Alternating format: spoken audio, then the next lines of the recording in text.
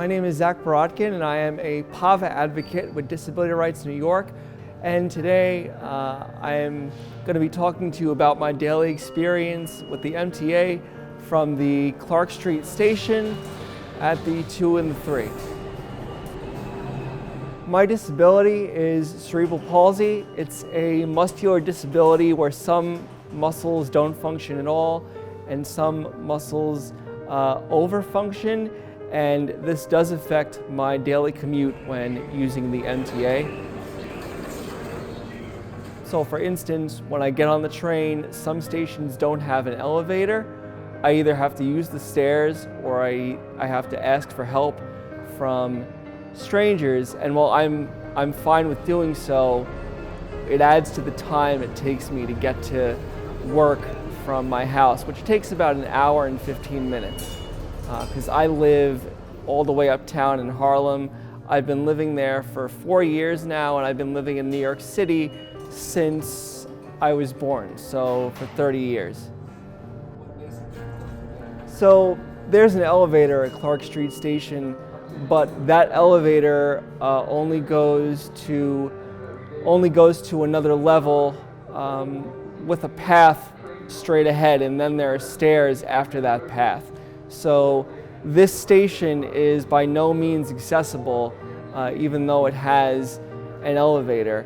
And I also have to use the turnstiles to get to the elevator, and there's no other way for me to get to the elevator except to use the turnstiles, and that can sometimes be difficult as my crutches can get stuck to the ground, or I have trouble moving through the turnstile itself. When I was in a walker, I had to adapt to my surroundings differently than I do now that I'm in crutches. So going through the turnstiles wasn't even an option, and if I was going downstairs, then somebody would have to carry the walker down the stairs and also help me.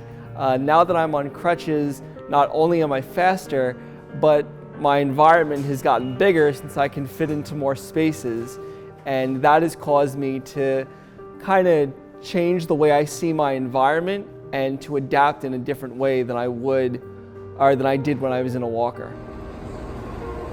So there are millions and millions of people that ride the subways every day.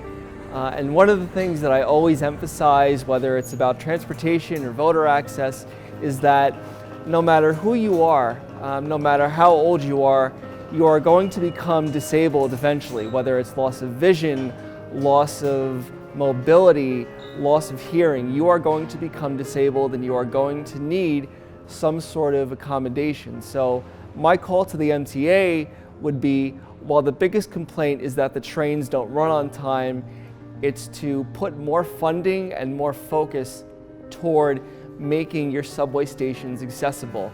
As of right now, only 25% of the subway stations in New York City are considered accessible, and that's not even counting Clark Street, which, as I mentioned before, does have an elevator, but you still need steps to get to the actual platform. So my call would be to focus your funding and your attention on accessibility.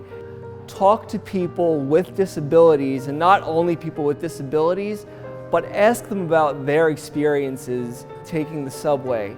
Make them part of the MTA administration. Have them go on panels and work in the MTA, because it's all about perspective.